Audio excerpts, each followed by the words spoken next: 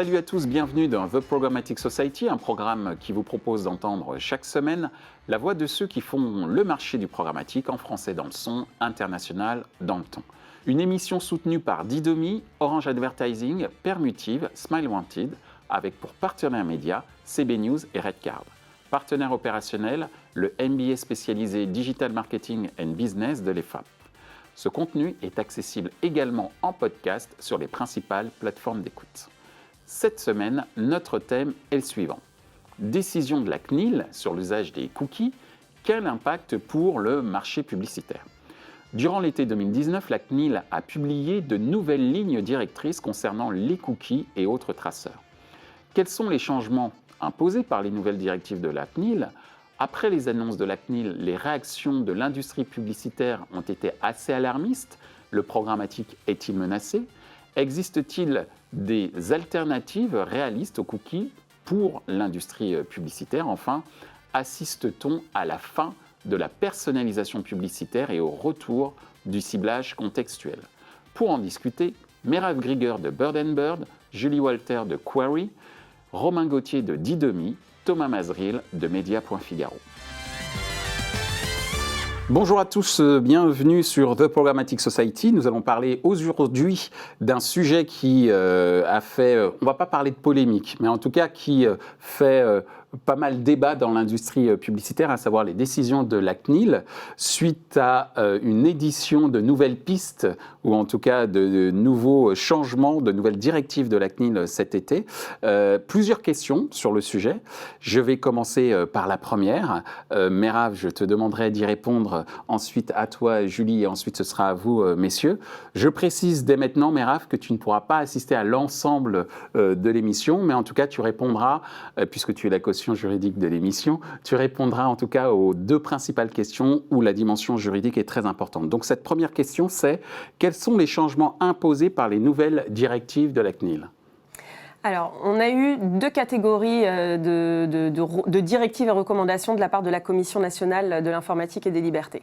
Cet été déjà, avec des lignes directrices qu'elle est venue préciser, approfondir, détailler en janvier dernier, en janvier 2020, avec un certain nombre de recommandations. Alors, on est uniquement dans la sphère de la recommandation, c'est une autorité de régulation, c'est pas le législateur. Mais la recommandation même des avocats, c'est dans la mesure du possible de s'y conformer, d'autant que, et je préfère le dire en introduction, la présidente de la CNIL, Marie-Laure Denis, annonce des contrôles à la rentrée prochaine qui vont être, je pense, assez musclés sur le sujet. Et on a pu voir qu'en Europe, des sanctions étaient déjà prises au niveau européen par les autorités de régulation sur le sujet. Et la Cour de justice de l'Union européenne est venue renforcer tout ce dispositif. Alors quel est ce dispositif ? De manière très claire, c'est un consentement pour tout ce qui est cookie tiers à des fins publicitaires et un consentement qui doit être éclairé, libre, qui ne doit pas être équivoque. Ça veut dire que la personne doit avoir consenti par un acte positif, etc. En réalité, pas de nouveauté à proprement parler, puisque c'était déjà la doctrine de la CNIL depuis bien longtemps. Maintenant, on le grave davantage dans le marbre, puisque le RGPD, le règlement européen sur la protection des données personnelles, n'était pas venu apporter les précisions qu'on attendait, et puisque la directive e-privacy n'a toujours pas vu le jour, quelque part, la CNIL a eu le courage de venir donner les règles de la conformité dans cet univers-là. Donc un consentement qui doit être fort, qui ne peut être déduit, et elle a été très loin dans les explications en indiquant que la possibilité de refuser doit pouvoir se faire de manière sélective pour tel ou tel cookie, que même en termes d'information, nous, utilisateurs, l'individu, doit pouvoir savoir qui sont les responsables de traitement, où vont les données, mais en termes d'identité, pas seulement de catégorie de personnes. Et donc, c'est ce renforcement de la transparence de l'information et ce consentement beaucoup plus fort qui vient troubler avec des indications comme refuser ou accepter doit être présenté, designé sur le site internet de manière égale et non pas vert j'accepte et rouge je refuse puisqu'on va rapidement, instantanément être influencé. Donc là aussi dans le design du recueil de ce consentement, ne pas faire preuve de tromperie et ça c'est pas une règle nouvelle, hein, c'est l'état du droit actuel dans tout le secteur de la publicité. Et merci de l'avoir clarifié, Merhav. Julie, Oui. bienvenue sur cette émission. Quels sont les changements imposés par les nouvelles directives de la CNIL dans ta perception et dans le cadre de ton activité d'aujourd'hui? Juste avant d'y répondre, je voudrais revenir un tout petit peu en arrière, à l'époque pré-RGPD, où c'était clairement, entre guillemets, le Far West en termes de partage des données. Sur le consentement, il n'y en avait quasiment pas. Et en ça, le RGPD a vraiment apporté déjà un premier éclairage auprès des utilisateurs sur où vont leurs données, comment elles sont collectées et par qui. Et ça, justement, les CMP ont vraiment permis de clarifier cela. Cependant, le RGPD, ça fait 2 ans qu'il est passé et aujourd'hui, on voit que encore, selon une dernière étude britannique, 90% des CMP ne l'appliquent pas encore à la lettre. Et donc ça, c'est un petit peu problématique parce qu'à un moment, il va falloir appliquer la loi et mettre en place des pratiques qui sont saines en fait pour les utilisateurs.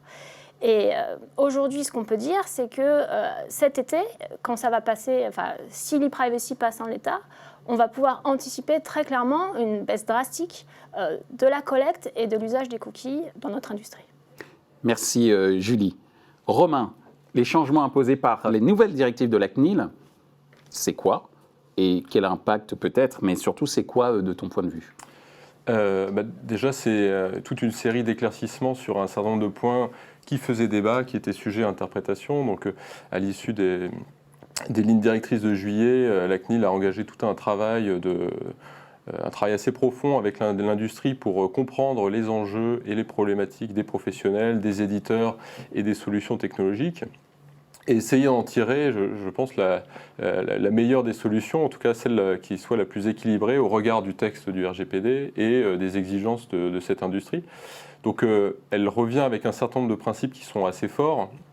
La symétrie parfaite du choix dès le premier niveau. Donc concrètement, pour les éditeurs, un bouton « j'accepte » en face d'un bouton « je refuse », sans pouvoir tricher effectivement avec des dark patterns en termes de design, ce qui est assez naturel. Donc je pense que c'est toujours difficile de blâmer les éditeurs et la créativité dont peuvent faire preuve certaines solutions de ce côté-là, parce qu'en fait, le texte, il est toujours sujet à interprétation, hein, c'est un texte de loi, et donc tant qu'on n'a pas une jurisprudence ou des éclaircissements apportés par la CNIL, en fait, le champ est ouvert. Hein. Et même les dernières recommandations de la CNIL ne sont ni prescriptives ni exhaustives. Donc elles ont vraiment vocation à essayer d'éclairer sur un certain nombre de points, mais en aucun cas elles n'ont valeur de loi, hein, donc il est toujours possible de les contester.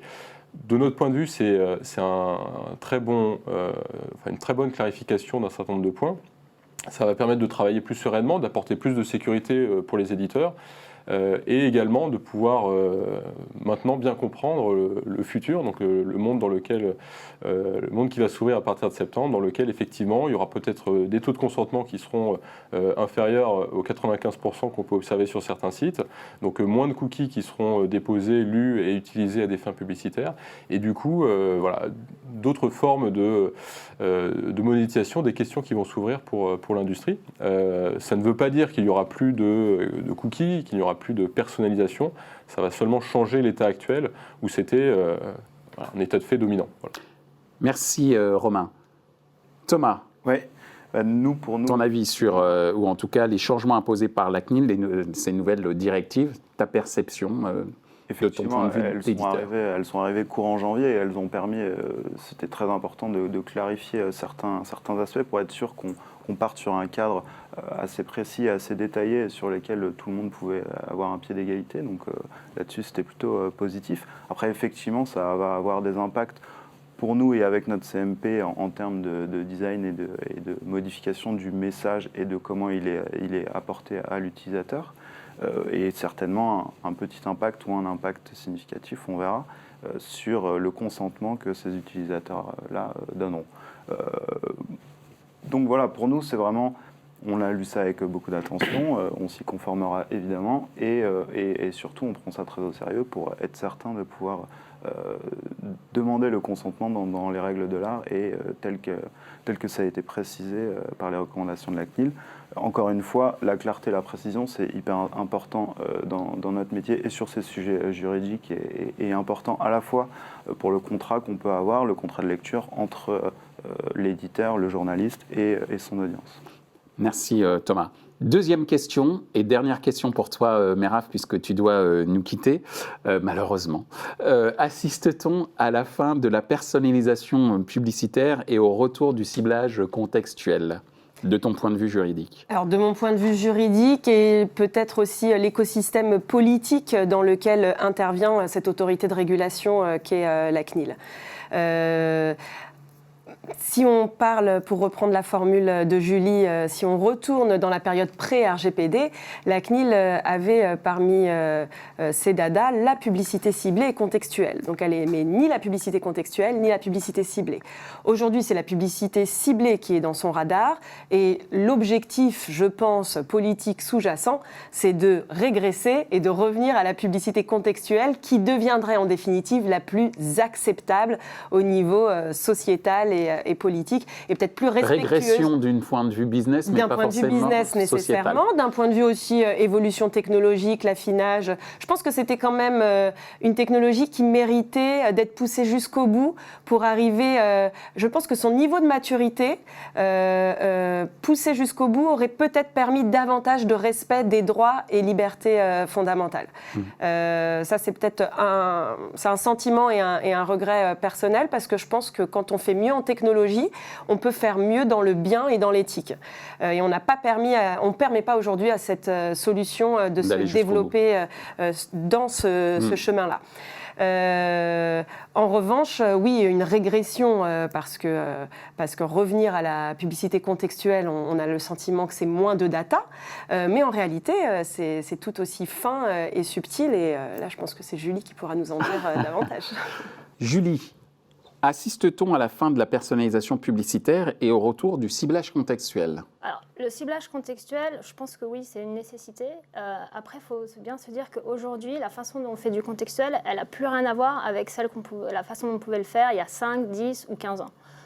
Aujourd'hui, par exemple, chez Quarry, nous, on utilise des algorithmes de NLP, Natural Language Processing, qui nous permettent de comprendre le contexte, les sentiments associés, et le sens de chaque page.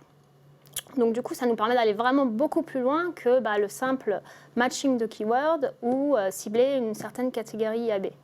Et en fait, quand on couple le ciblage sémantique avec la possibilité de faire des achats en programmatique, on va aller vraiment beaucoup plus loin. On est capable de faire de l'hypercontextualisation, c'est-à-dire de comprendre en temps réel les centres d'intérêt des utilisateurs et donc de pouvoir vraiment les cibler au moment où leur attention sur le sujet est au maximum. Donc ça, c'est vraiment un point qui est vraiment important. On répond aussi à des problématiques de brand safety. C'est vraiment au cœur des enjeux de l'achat média. Et en parallèle de ça, nous, la data qu'on utilise, c'est vraiment une data à l'instant T. Et c'est une vraie différenciation par rapport à la data cookie qui peut dater d'il y a 5 jours, 10 jours, etc.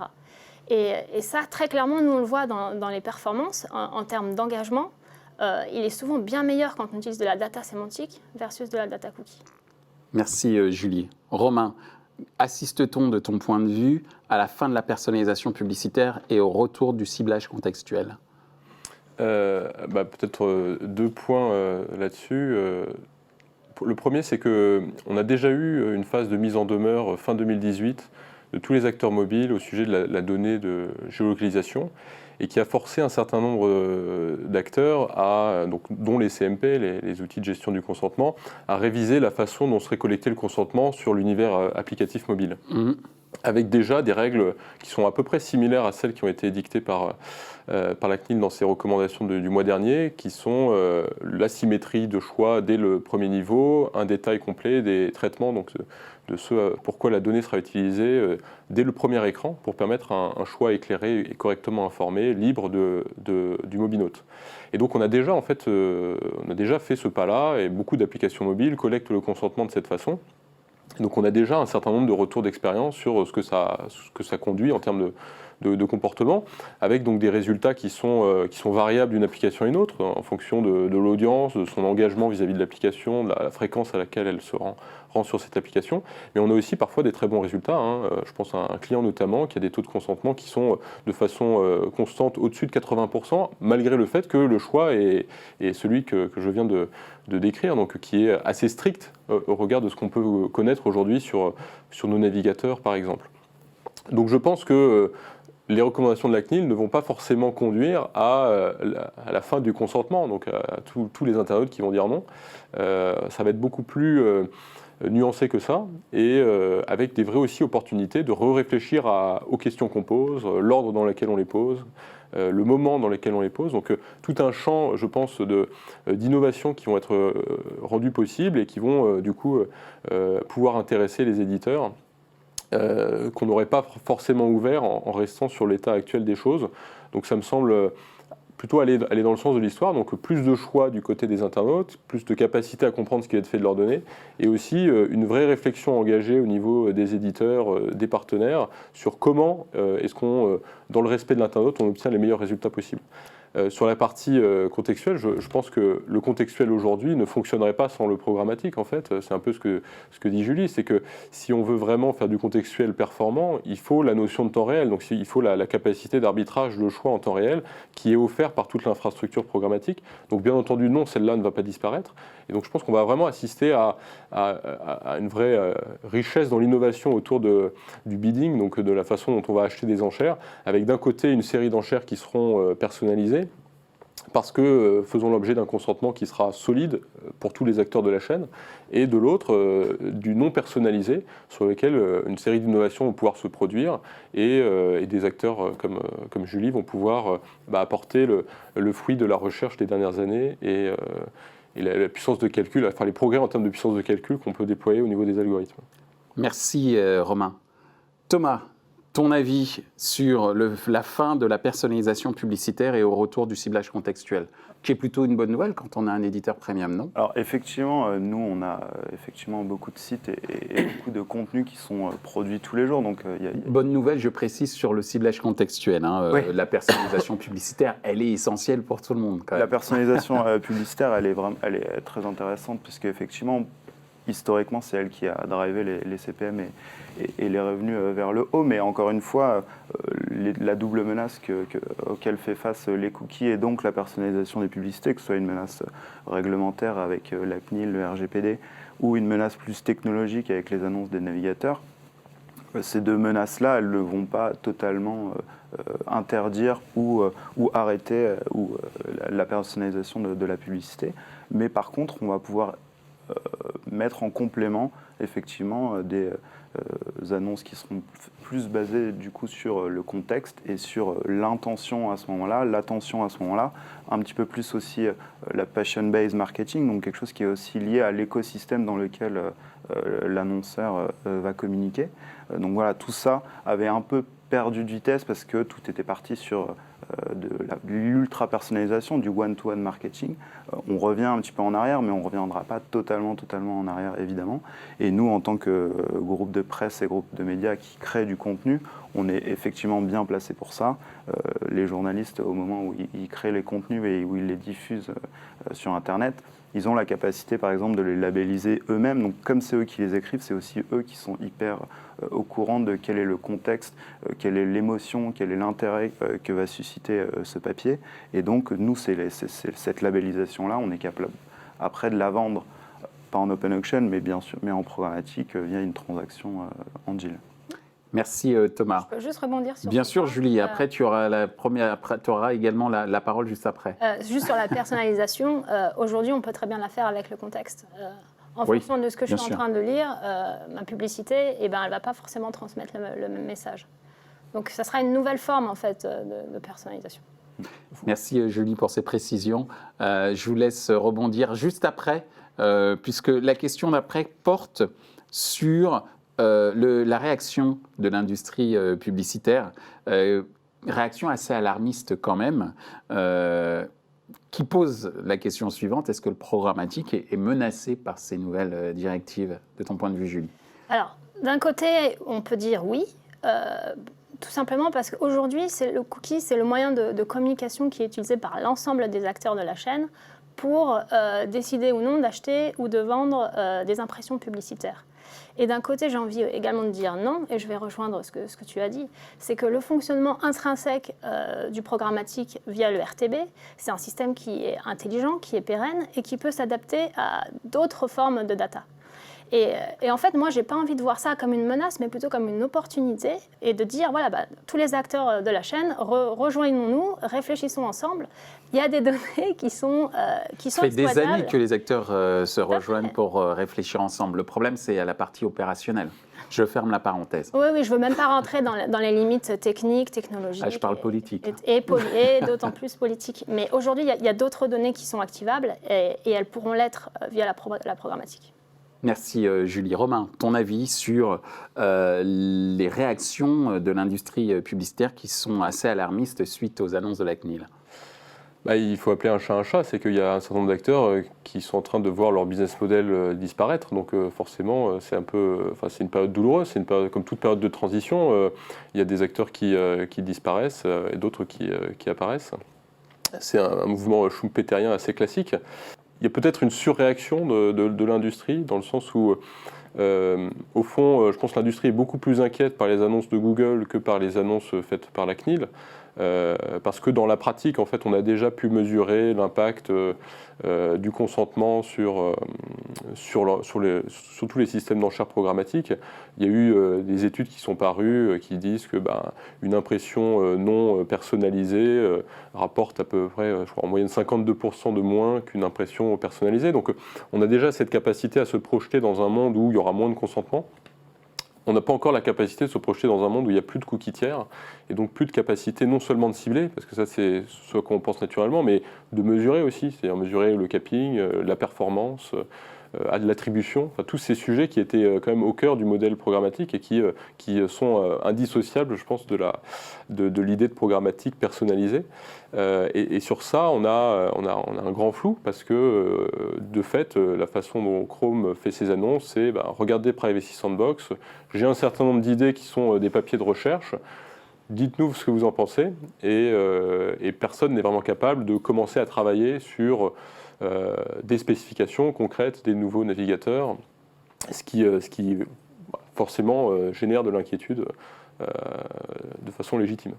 Merci Romain. Thomas, je rejoins effectivement. Sur les réactions de l'industrie publicitaire après les annonces de la CNIL, réactions assez alarmistes. Je rejoins effectivement ce constat-là. C'est effectivement, on sent une menace sur le fondement du programmatique et de l'achat en programmatique qui était le cookie. Donc là, soit via la CNIL, il y aura une baisse du consentement, donc il y aura moins de cookies déposés, soit via les navigateurs, ils seront tout simplement stoppés. Donc forcément, il y a une menace qu'on prend au sérieux, mais qui n'est pas non plus dénuée d'un peu d'opportunité et d'optimisme sur des modifications de transactions. C'est-à-dire que le programmatique, ça reste un mode de transaction, et ce mode de transaction, si on change un petit peu les signaux qui sont envoyés à travers le programmatique, on peut continuer à utiliser ce protocole, mais d'une façon différente. Donc voilà, les recommandations, évidemment, elles sont arrivées en plus de façon concomitante avec l'annonce de Chrome. C'était quasiment le même jour, voire le même jour. Donc effectivement, il y a eu pas mal de remous, et effectivement, on touche quand même ici à la monétisation des sites de médias, et donc aussi à pas mal de métiers, à toute une industrie du média et du journalisme qui est impactée, puisque c'est une source essentielle de son financement. Mais il y a déjà il y a une diversification possible des sources de financement, et il y a un travail à faire sur le changement de protocole et de base sur lesquels se font les transactions. C'est surtout ça sur lesquels nous on va travailler. Et voilà, l'avenir est devant nous. Merci Thomas, puisqu'on parle d'avenir justement. Dernière question, et je vous demanderai d'y répondre assez rapidement. Existe-t-il des alternatives réalistes aux cookies pour l'industrie publicitaire, et j'allais dire, pour reprendre ton mot, pour assurer son avenir? Julie, ton avis? On entend beaucoup parler du CNAME, donc de la délégation de sous-domaines. On entend aussi parler de tout ce qui est identifiant univers logué, avec des datas comme l'email, éventuellement le numéro de téléphone. Pour moi, c'est plus des solutions de contournement, un peu court-termistes, pour plusieurs raisons, notamment parce qu'à chaque fois, on va être rattrapé par les mêmes sujets, le consentement, les limitations technologiques. Et puis la notion de données privées aussi, c'est-à-dire qu'à un bout d'un moment, moi en tant qu'utilisateur, le problème reste le même, c'est qu'on utilise quand même une donnée très personnelle pour faire de la publicité à terme. Exactement. Et c'est pour ça que je pense qu'il faut, encore une fois, repenser l'approche. Et de toute manière, la data utilisateur, tu l'as très bien dit, l'utilisateur, il n'en veut plus. Quand on voit qu'il y a 30%, même un peu plus de gens qui mettent des adblockers, je pense qu'il faut vraiment repenser le système et en fait prendre, par exemple, le contexte comme la décision d'achat et de vraiment le remettre au centre de l'ensemble de ces problématiques-là. Et donc, pour répondre à ta question, à mon sens, l'alternative la plus aboutie et pérenne à ce jour reste le contextuel et notamment la sémantique. Et dernier point que je voulais ajouter, la sémantique permet également de répondre à tout un pan d'audience qui a été oublié par toutes les solutions data cookies, à savoir les utilisateurs qui sont sur Safari, les utilisateurs qui sont sur Mozilla, et également tous ceux qui ont refusé via les CMP d'accepter de partager leurs données, et tous les gens qui sont en navigation privée et ou qui ont mis en place un cookie blocker sur leur navigateur. Donc le reach est bien plus important en fait. Merci Julie, mais en espérant que ce reach soit atteignable à terme avec des alternatives, ce qui n'est pas encore gagné. Nous, on peut le faire déjà. Je te laisserai en parler sur les réseaux sociaux par l'intermédiaire des posts de l'émission, avec plaisir. Romain, quelle alternative réaliste aux cookies pour l'industrie publicitaire ? Alors, réaliste, c'est assez... Je pense qu'il n'y en a pas vraiment aujourd'hui, à date, d'alternatives crédibles, c'est-à-dire d'alternatives qui seraient communément acceptées par tous les acteurs et qui seraient correctement spécifiées pour que chacun puisse en faire bon usage. Je pense que fondamentalement, on aura une alternative sous la forme d'un nouvel identifiant publicitaire qui va émerger, qui sera peut-être adossé à l'email, au numéro de téléphone. Ce qui me semble fondamental, c'est qu'il soit construit et pensé avec l'utilisateur au centre, c'est-à-dire la capacité pour l'utilisateur de correctement effectuer ses choix, de comprendre l'usage qui en sera fait, de pouvoir le moduler à loisir et de façon à la fois très très simple et efficace. J'allais dire, je me fais l'avocat du diable, quitte à se faire rémunérer. Mais bon, ça, alors après, il y a un autre débat qui est passionnant sur la question de la propriété des données, où il y a vraiment deux camps qui s'opposent sur cette question-là, mais là c'est vraiment un débat quasiment philosophique. On en fera un autre. Je pense que c'est au fond le cœur du sujet, hein. C'est vers ça qu'on va, et il faudra trancher ce débat au niveau politique avant de pouvoir imaginer la vague d'innovation suivante. Donc cet identifiant-là va certainement émerger. Je pense qu'on va quand même dans un monde où on va s'éloigner du principe de la personnalisation pour tous, tout le temps. Et donc, voilà, c'est vraiment comme ça qu'il faut penser l'avenir aujourd'hui. Et au titre de dynamisme, je pense que c'est aussi important de penser l'avenir en termes de respect des choix des personnes. Et donc, il n'y a aucune raison de ne pas rendre le plus simple possible et le plus efficace possible le contrôle sur ces données personnelles. Que vous soyez une marque, un éditeur, ça n'a aucun sens en fait. Et nier ça, en fait, je pense que c'est nier l'avenir, et donc c'est se mettre dans une position délicate. Merci Romain. Thomas, le mot de la fin est pour toi. Existe-t-il des alternatives réalistes aux cookies pour l'industrie publicitaire de ton point de vue ? À date, effectivement, je rejoins ton point. Il n'y en a pas totalement réaliste et efficace et déployable à l'instant T. Il y a plusieurs chantiers qui sont possibles. On évoque évidemment le retour du contextuel, donc forcément il va revenir en force pour pouvoir pallier à ces chutes de revenus. On évoque aussi évidemment le fait qu'il y ait un contenu qui soit intéressant pour l'utilisateur et qui du coup puisse nécessiter soit un log, soit une acceptation de certaines conditions pour pouvoir accéder à ce contenu-là. Voilà. Il y a effectivement de nouveaux ID qui pourraient être transmis tout au long de la chaîne programmatique. Donc, c'est peu ou prou remplacer le cookie par un autre ID, mais peut-être un ID plus pertinent, plus efficace et moins intrusif dans la vie privée. voilà, il y a tout un tas de chantiers sur lesquels on travaille et sur lesquels l'industrie réfléchit en commun. Après, il faut savoir aussi que moi, je représente un média, pour le coup, qui a un contrat de lecture aussi avec ses utilisateurs et qui, du coup, a des utilisateurs qui se sentent aussi concernés et réceptifs par les messages qu'on propose ou par les contenus qu'on propose. Donc, il y a aussi c'est un petit peu différent aussi d'une autre partie du web qui, là, pour le coup, serait peut-être plus associée à de la publicité juste en unique mode de financement. Merci Thomas. Eh bien, merci à tous. Je remercie Merav qui nous a quittés, Julie, merci Romain et merci à toi Thomas pour nous avoir éclairé en tout cas sur l'impact qu'ont les décisions de la CNIL sur le marché publicitaire et je vous dis à bientôt j'espère. Merci. Merci.